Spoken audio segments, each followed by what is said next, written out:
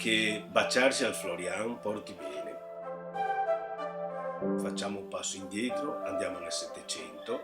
Qui veniva Casanova, Giacomo Casanova, conosciuto in tutto il mondo. Lui era un grande letterato, conosceva 10 lingue, ma è conosciuto in tutto il mondo soprattutto perché era un grande tombeur de femme.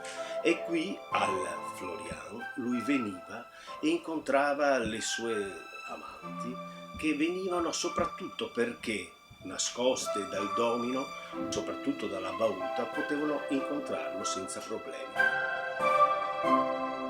C'è lo spirito di Giacomo Casanova, c'è lo spirito antico di questo amore che non finirà mai.